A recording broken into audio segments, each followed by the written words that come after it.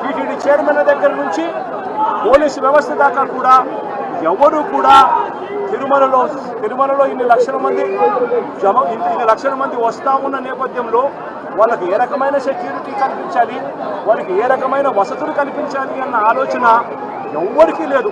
కనీసం ఆ కౌంటర్లలో నిలబడి ఉన్న ప్రజలకు ఆ పార్కుల్లో ఇక్కడ ఉన్న వాళ్ళ పేషెంట్లను అడిగితే అన్న 9 గంటలకు వచ్చినామన్న ఆ పార్కులో అన్నే ఉన్నాము, పార్కులో పెట్టారు, కనీసం నీళ్లు కూడా ఇవ్వలేదన్న అని చెప్తున్నారు. అంటే క్యూలలో నిలబెట్టడం కానీ, సఫిషియెంట్ పోలీస్ ఫోర్స్ పెట్టడం కానీ, రోప్ పార్టీస్ ఆర్గనైజ్ చేయడం కానీ, క్యూలలో ఉన్న వాళ్లకు నీళ్లు ఇవ్వడము, మజ్జిగ ఇవ్వడము, కనీసం వాళ్ళ ఫుడ్ ప్యాకెట్ ఇవ్వడము, ఇటువంటి ఏమీ కూడా జరగదు. కనీసం వీళ్ళు మనుషులుగా ఉన్నారు అని పట్టించుకునే పరిస్థితి కూడా ఎక్కడా లేదు. గాలికి వదిలేశారు నిర్లక్ష్యంగా. ఇదే 5 సంవత్సరాల కిందట మా ప్రభుత్వంలో 5 సంవత్సరాలు చూస్తే ఇటువంటి కార్యక్రమాలను ఎంత గొప్పగా చేశాము అని చెప్పి ఈ రోజు కూడా ప్రజలు చెప్పుకునేంత గొప్పగా ఈ వ్యవస్థ నడిచింది.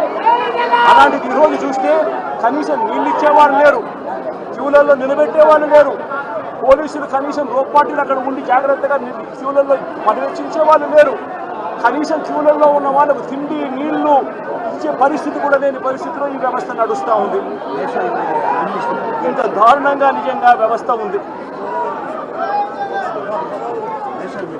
ఇదే పెద్ద మంచి చంద్రబాబు నాయుడు గారిని నేను గట్టిగా డిమాండ్ చేస్తా ఉన్నా. ఇది ప్రభుత్వం చేసిన తప్పు, ప్రభుత్వం తప్పిదం వల్ల ఈ ఇన్సిడెంట్ జరిగింది. ప్రభుత్వం పూర్తిగా బాధ్యత తీసుకోవాలి. చనిపోయిన వాళ్ళకు కనీసం ప్రతి ఒక్కరికి కూడా గవర్నమెంటే బాధ్యత తీసుకొని ప్రతి ఒక్కరికి కూడా కనీసం అంటే ప్రతి ఒక్కరికి 50 లక్షల రూపాయలు కనీసం ఎక్స్గ్రేషియా ఇవ్వాల్సిన అవసరం ఉంది. అదేవిధంగా ఇక్కడ పేషెంట్లుగా ఉన్న వాళ్ళందరికీ కూడా ప్రభుత్వం తప్పిదం వల్ల వీళ్ళంతా కూడా పేషెంట్లు అయ్యారు కాబట్టి వాళ్ళందరికీ కూడా ప్రభుత్వం తప్పిదంగా ఒప్పుకుంటూ వాళ్ళందరికీ కూడా ఉచితంగా వైద్యం ఇప్పించడమే కాకుండా ఇంటికి పంపించేటప్పుడు వాళ్ళందరికీ కనీసం 5 లక్షల రూపాయలు డబ్బులు ఇచ్చి ప్రతి ఒక్కరిని కూడా పంపించాల్సిన బాధ్యత కూడా ప్రభుత్వం మీద ప్రభుత్వాన్ని డిమాండ్ చేస్తూ ఉన్నాం. అదేవిధంగా బాధ్యత తీసుకోవాల్సిన ప్రభుత్వం బాధ్యత తీసుకోవాలని కూడా గట్టిగా డిమాండ్ చేస్తూ ఉన్నాం.